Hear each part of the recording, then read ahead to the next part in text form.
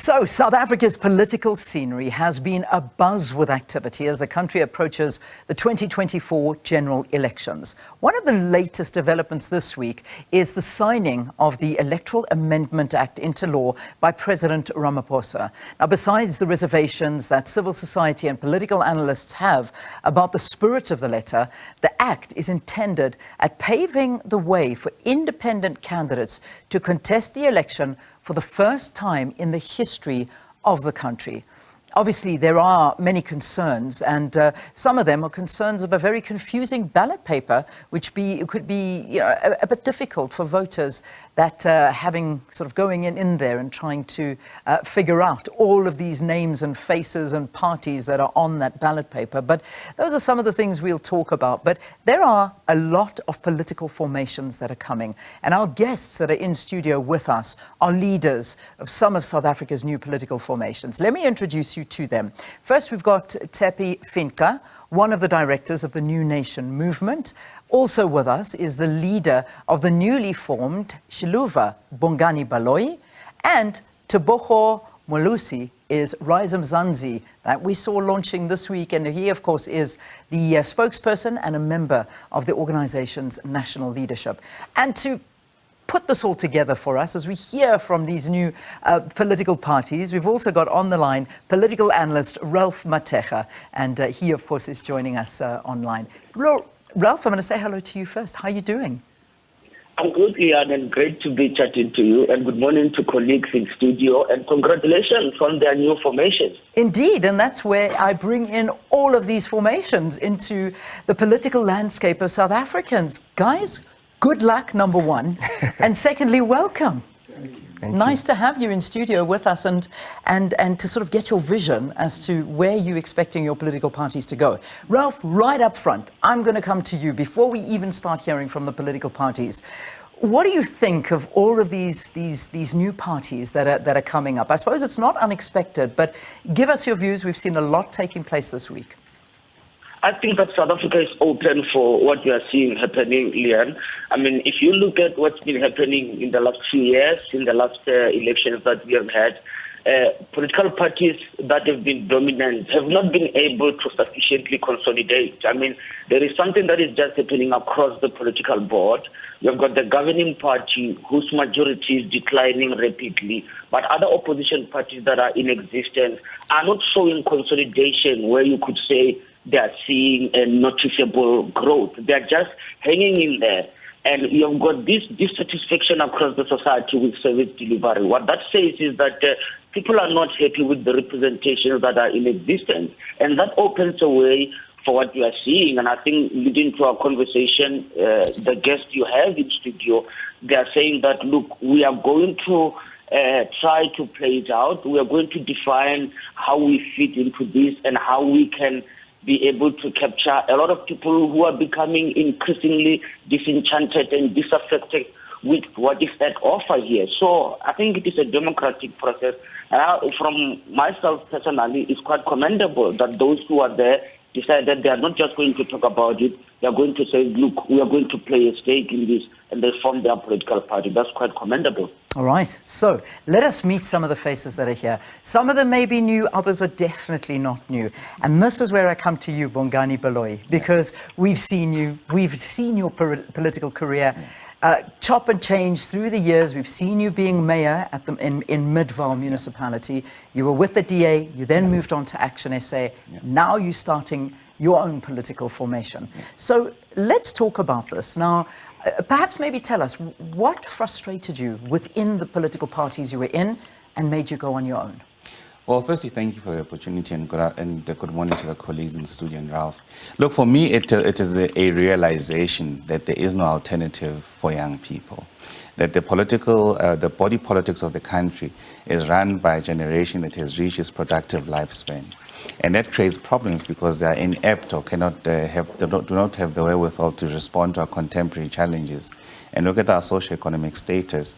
So I've been pursuing change as an agency for me from a very young age, and is well documented, and my record in public institutions is well documented, and how that young people are actually capable and can run successful public institutions. For me, it was the feeling that there is no viable alternative that represents my aspirations as a young person, and believe that there has to be another way. You know, majority of these parties are deepened or with a lot of baggage and a lot of all of these things that make it unattractive for young people. And there's many barriers for young people. On the other party, you need struggle credentials. On the other side, they tell you things like meritocracy, but it applies to keeping others out and does not apply for some who are sent to leadership.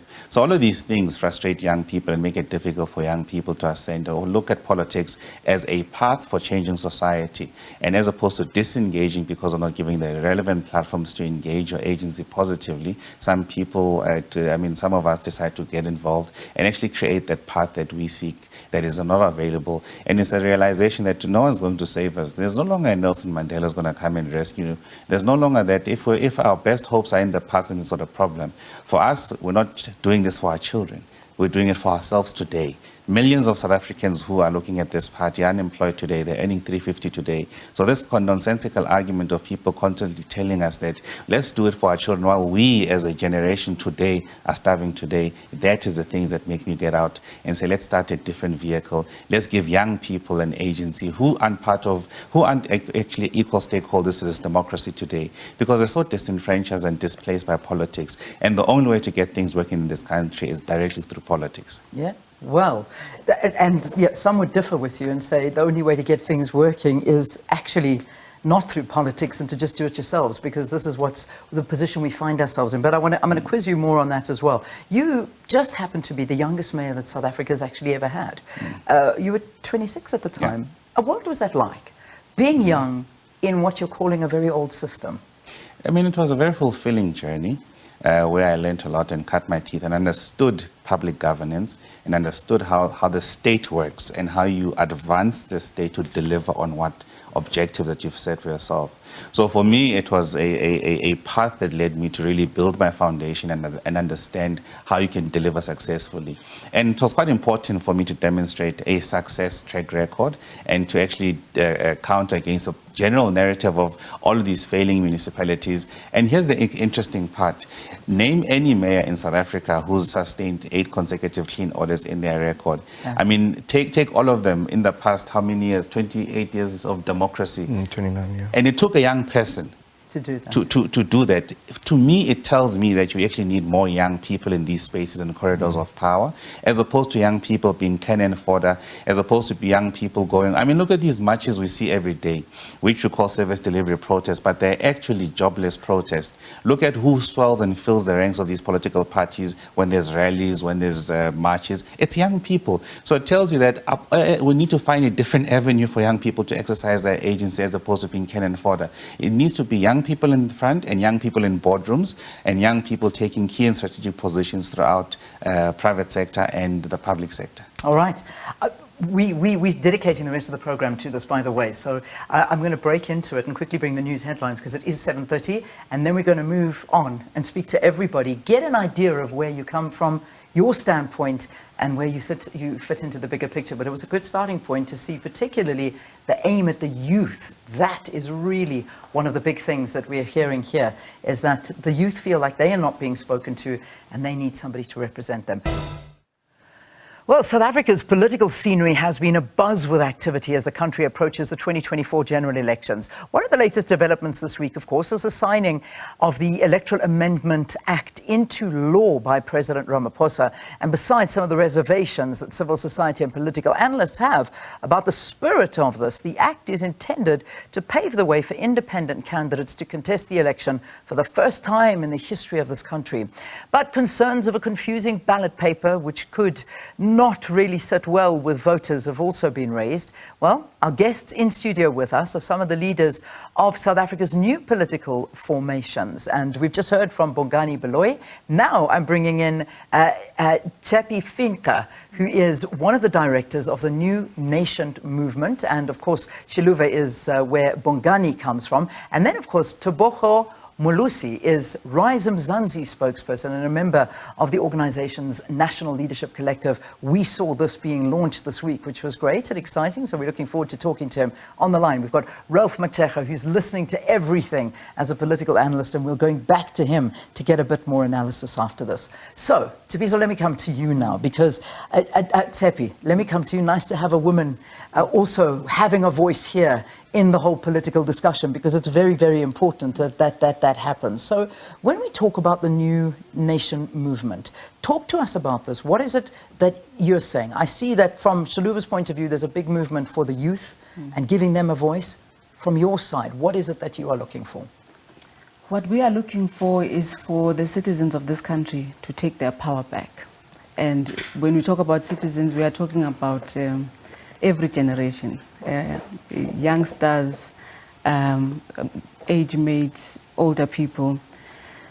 The reason that we took and led the Constitutional Court process to amend our electoral system as the New Nation movement is because we realize that as the citizens of this country, we are in a fundamental trap. A trap in which we as citizens at best have been rendered as voting pawns to merely put our cross next to a political party which then decides which candidates to deploy to represent us at the provincial and national legislatures without even any clear and direct relationship to citizens' constituencies, and more importantly, without any mechanism to recall those representatives in the event that they fail their oath and fail us in governing us. So we have had a system of political party dominance. We've been given an illusion of democracy, whereas in fact, the citizens of this country have been silenced, their power has been taken away, and ours has by and large been a parliamentary democracy.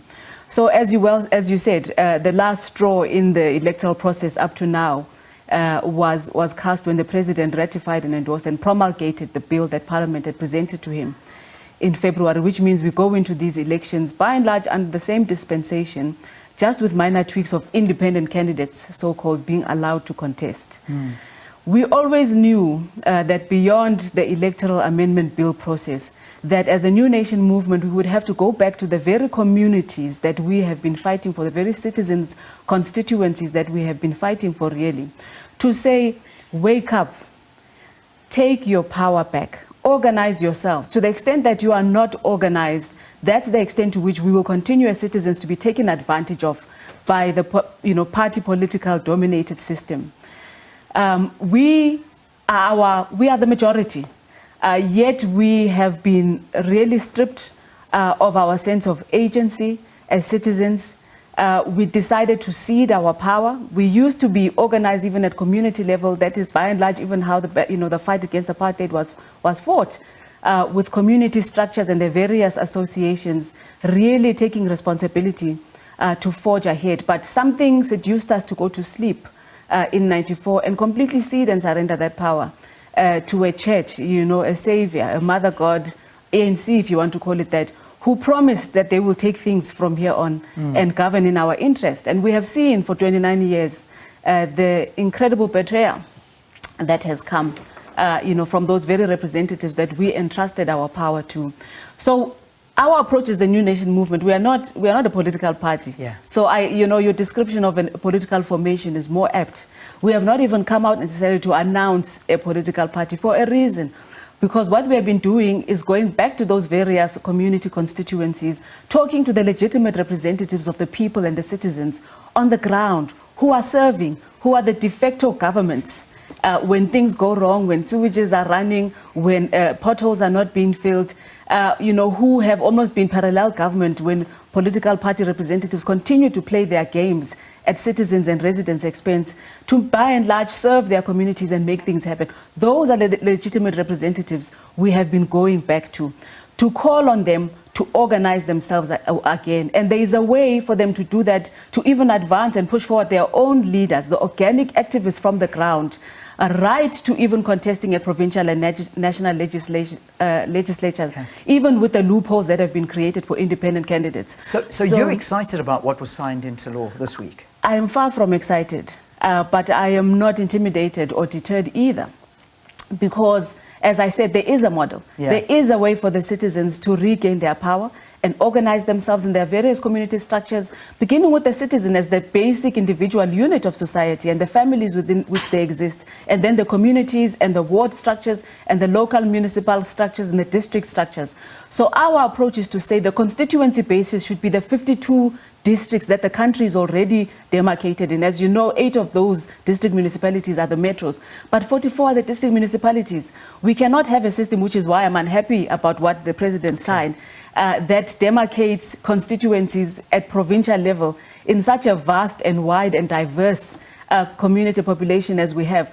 Obviously, the government, its priority objectives, its approach will never speak directly to the issues of people, even at local government level, where policy direction should speak most to what citizens are facing on a daily basis. You have political grandstanding and fighting over positions between political parties, and the citizens' interests are secondary. Indeed. And this is exactly why we took the case to court, because we realized that citizens have become bystanders, and watching on to this circus, really, which is what has become, and their own vote even being misdirected and misappropriated. Twice in a row, we have seen the ANC and its coalition partners return to govern the city of Johannesburg when the residents of the city of Johannesburg did not vote for them and expressed what they are. So until we wake up as citizens and realize what we are dealing with, what is at hand, that the democracy we think we have been, has really been illusionary, but we have the means and the power to take our power back and to govern ourselves. I say that with caution, because obviously when you talk about people governing themselves, you also need to make provision for those people being ready and able to govern themselves. By and large, as I mentioned, our community structures have been decimated. Our family structures have been decimated. There are so many social ills that we even try to throw money at, that we cannot even begin to imagine that a top-down approach is going to solve these things. And this is the issue. The communities, the people, the citizens know what their priority issues are. They have solutions themselves. And so we need to see a system that will bring forward and advance the very community representatives, the legitimate representatives, the so-called independent candidates, if you want to call them that have been serving, that have proven track record, that have high ethical standards in these very communities, in these very constituencies, right up to district level, to come forward. But not only that, we envision a parallel process of skilled, ethical, passionate South Africans and citizens across the various sectors in our society who also have proven track record, who have skills, who have been serving even in corporate, having a passion and a desire to serve their people, not seeing an avenue to serve because of the circus that the political party system has made our governance to be. You refuse to go into, you don't want to be in politics in terms of being on a ballot paper, because I think you should. We definitely will. That is our pursuit. And your face there, that's what I'm saying, because I think what you're saying is touching a lot of South Africans. And I know when I spoke to you earlier this week as well, a lot of what you said was so powerful. And this is what South Africans need to do. This is exactly what they need to do. And I'm glad that you're here, and I'm glad you're speaking out like that. And this is where the vision going. This is the vision, to actually have you on this ballot paper, which I do hope happens, because it'll keep a lot of politicians on their toes, particularly when you dig down into the deeper levels of communities. And that's where I bring Rise Mzansi in. Because if I'm not, you guys were formed, you announced this week that you were forming a political party, but this was not an overnight thing. From what I gather, there was very much so a lot of research taking place behind the scenes, visiting communities, speaking to people, trying to find out what it is that they want, what is missing, what is needed in the political landscape. And this is the basis of the formation of Rise Mzansi. Please correct me if I'm wrong on that, but that's sort of the message that I was getting out of it this week. Leanne, you're 100% right. The idea of communities being able to drive the process of reimagining South Africa is absolutely critical. And that's why for us, we needed to start from the source, which is the people. When we talk about we the people shall govern, we have to see ourselves as people first. There is this misnomer that political parties and political movements are absent of the people who actually found them or create them. And that's why we needed, as from a human experience point of view, to go back to the ground, speak to various constituencies across the country. And one of the things that we also realized was communities is not a location-based definition. Communities are intersectional. And so whilst you may go to the Western Cape or the Eastern Cape, what you're doing is you're talking to people who have got various interests, and those interests, cover various different topics. So speaking to people allowed us to then have the People's Convention in November last year, 2022, And that was when it was decided by the various constituencies that a political party was one of the vehicles to try and achieve the change that we want. But it's not just about a political party, it's about building movements that will be a connection of various agencies and players in the space. So civil society has carried South Africa for many years. The last 29 years, the failures of government have been filled by civil society, and therefore they are a critical part of this journey, and having conversations with them, ongoing conversations, means that we can start thinking about the future of South Africa. I think, you know, when we say 2024 is our 1994, what we are saying is that we are at an inflection point.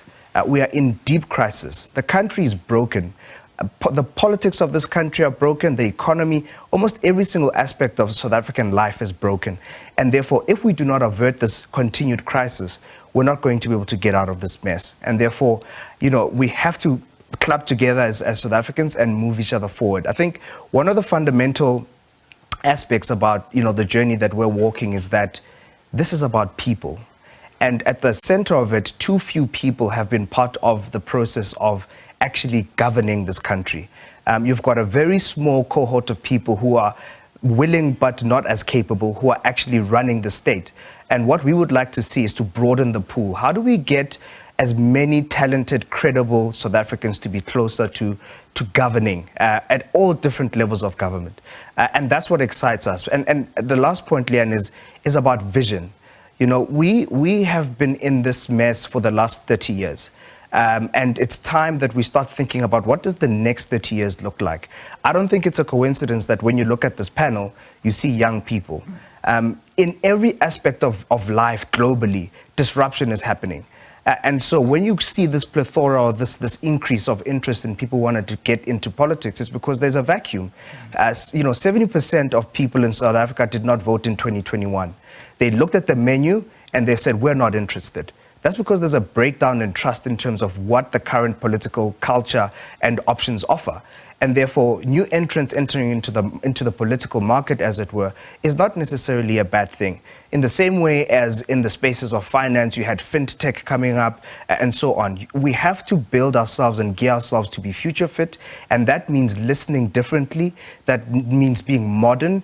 That means being relevant to the challenges of today and then advancing those challenges in a very accelerated fashion that then deals with some of those issues immediately. Lovely. So nice listening to all of you and your ideas and where you see the political landscape going. But this is where I want to bring Ralph back into the conversation now. So, Ralph, you and I and the rest of South Africa have had the opportunity to listen to these very powerful voices that are sitting in front of us that are with different movements, different political parties, and they're wanting to make a fundamental change. But I have to ask you this, and I think this is a question I was always going to ask you, and I saw this also pop up on our Twitter feed from somebody who is responding to it and perhaps maybe writing the question for me. Vinnie C. saying, Steenhuisen said it. These smaller parties and movements will cause the ANC to win again because the votes are now spread all over the growing spectrum of parties instead of rallying behind one party that's in a position to take over the ANC. Is this an outdated way of thinking or is this a real way of thinking, Ralph? Do you think that the smaller parties that are emerging, the new parties, not smaller parties, new parties that are emerging, are going to make a difference, or is this just going to add more power to the ANC? I'll tell you something, Leanne, here. If I were in charge of a dominant party, I would not be the one uttering those words. Why? Because I know I'm going to need to talk to those parties. The first thing that I think it is unstrategic is to go to the public podium as a dominant party, be it real or whatsoever, be it in terms of the numerics, and then pronounce that these smaller parties need to be whipped into action. I think that is just condescending because the reason why the smaller parties exist is because the dominant parties are failing to consolidate. If the dominant parties were sufficiently consolidating, these smaller parties, we wouldn't even be having a conversation with them. So there are those that might utter such sentences, but I think leaders should imagine where they are in the whole ecosystem for them to be saying those words about smaller parties. Yeah. And I don't think this is the game of democracy, Leanne. I mean, if you can capture a constituency, one thing that we need to be understanding, which is also driven by colleagues from the New Nation, is that South Africa is moving much more towards a constituency-based system, whether we like it or not. The whole idea of democratic centralization, it has not worked. I can even go as further to say it has failed, and I can say that as an academic here. So what is happening, the whole thing of having constituency, people voting directly for representatives in the national legislature and the provincial legislature, it is the evolution of South Africa's politics going towards a constituency, more of a direct representation system. There will always be delays by the incumbent who will use the domination that they still have on the legislation to delay that. But that is just natural, and it should not be seen as evil or anything. It should just be seen as politics, and what it will take is how the push will be sustained.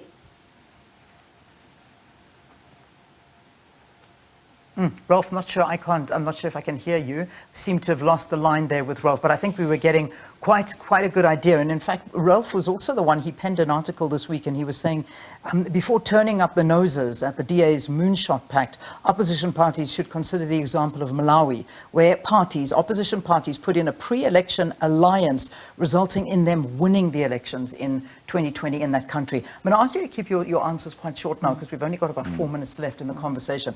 But Bongani, alliances, and we're seeing how these alliances, these governing municipalities together and trying to come up with a solution, a workable solution, is just not working. I mean, you just take the city of Johannesburg as an example. It's a mess. I mean, there's no other word I can describe it in. And maybe we're an evolving democracy. We have to learn how coalition politics works. But can political parties work together in South Africa? Do you think it's possible? You've been in two, now you're in your own. Can you see you working with the likes of the DA and Action SA? Absolutely. I think, firstly, let me start with our official position in that matter. We'll only engage other political parties after the 2024 elections. Between now and then, we will not be speaking to anybody. I think it's premature. And this Moon Pact thing is premature because you're speaking to people who have an expiring mandate.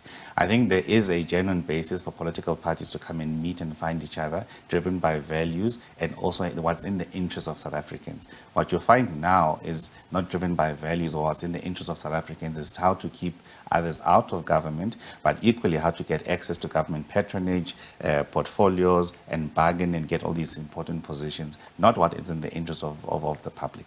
Yeah. All three of you are very similar in what you're saying. And that for me is the fundamental problem, is that you're offering the same things. And you're giving voices to communities, you're seeing that there is a problem, you want to make a difference. Why are we not having a strong opposition party? I mean, bring the three of you together, for instance, your three movements and parties together and come and contest, as opposed to doing it all individually. That's a question I imagine a lot of people ask. What would your answer be to that? Our posture is always a combining effort as much as possible. But we are coming from a completely different paradigm that almost even seems far-fetched. There's similar thread as you are picking up even here. And it will take time really to almost get the citizens to completely appropriate what we are saying. We need to extricate ourselves from typical party politics, because it will always lend itself to the trappings of power, plays, of all manner of interests that will always render the citizen as the second, if not last, priority. So even the language for us of opposition parties is problematic. A government of the people that will work is one that incorporates all the voices and the policy interests of the people. So a government that will work is one indeed that bears all the different players, the political players, if you will, to have a say even in ultimately what emerges as the governance approach and policy priorities, rather than this political wrangling of seeking positions and contesting really the space, which will never take us anywhere. We cannot be told that coalitions is the new norm and our only option as citizens, because you are practically saying that we are forced with marriages of the unequally yoked. Fundamentally, even amongst these opposition parties, so to speak, there are fundamental divergences in ideology, in interest, in approach, that will render them by and large dysfunctional even before they have a chance to actually start serving the people of South Africa. That cannot be our only option. We need a paradigm shift. We need a new approach. We need a party, political vehicles that will emerge, as I mentioned, from the citizenry itself. And that will then ensure it is complemented by technocrats, other skilled, selfless leaders who infuse that representative class really at different levels. And that is the sort of governance, with political parties still having their place. There's a reason they exist, because you need, there's a space. But before anyone is a member of a political party, they are a citizen first. Indeed. And that is really the level at which we want to appeal to the people of our nation to think differently, even about how they extend their right, even in the next elections. The biggest problem is that even before, problem is a politician is not necessarily living the lived reality of a citizen, and that is where the problem comes in. You are shielded from what we're having this morning, stage 6 load shedding all around the country, of businesses failing, of the rampant crime that is all over the place. One of the things I know Rise Mzansi spoke about. So unfortunately, that would be one of the big problems. You feel like the power struggle is the problem when you get into politics. How do you remove yourselves as Rise Mzansi from that power problem? This is my final question due to time. Sorry, so the last word is with you. But I mean, that is the real thing. We see these new entrants coming in. We see parties coming in trying to make a difference. But there's a desire to hang on to power. And there's also, once you get power, the desire to keep it and perhaps remove yourself from what citizens have asked you to go there and do. I think it's about a wholesale, systematic reform of how the state, government, and the political space actually works. Power is about people, and people are susceptible to any type of behavior. But if you put in place systems and mechanisms to hold people accountable, to make sure that there's transparency, then you protect people for themselves. I think the reason why we are in this mess is people have lost trust in the idea that the government, number one, represents the interests of the people, and number two, that the government truly is the best representation of what we can achieve as a collective. In order to make sure you get that power back into the people, you first have to go and listen to what they want, but also you have to make sure that they get to choose the leaders that they want. You also have to separate what a party politic is as well as what government does. I think the mess that has been created is this idea that, you've got party political bosses being able to determine what happens in government. There has to be a clear distinction, because those roles are fundamentally different. And we have to make sure that we protect people from themselves, but also from making poor decisions that then have got a massive ramification for the rest of the country. So for us, it's about making sure that the system works, because people are fallible and they will make mistakes. But the system has to be tight, it must be good, and it must be based on best practice and run by the best leaders that are available. Well, good luck to every single one of you. I know that we're going to be seeing a lot more of all of you.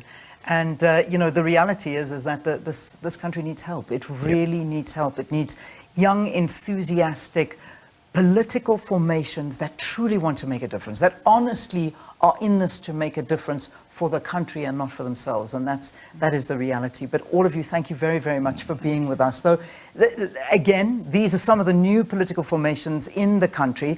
Tshepi Finca, a director from the New Nation movement, and they were very integral in bringing about the change to the electoral system where independent candidates are now able to contest. So that's the New Nation movement. Xiluva's leader, Bongani Baloy. Bongani, of course, been around for quite some time already in politics, whether we talk about the DA or the Action SA. Now he's by himself. He wants to do it for the youth. He was the youngest mayor in South Africa at the time in Midvaal. And then, of course, Rise Mzansi. We've seen it being launched this week. Tebogo Moalusi, he was with us here talking about their vision, which is an important vision, also discussing what communities want and then basing their political party on that. Ralph Mateka was also with us. I think we lost him, though, unfortunately. He was giving us a bit of analysis in the background.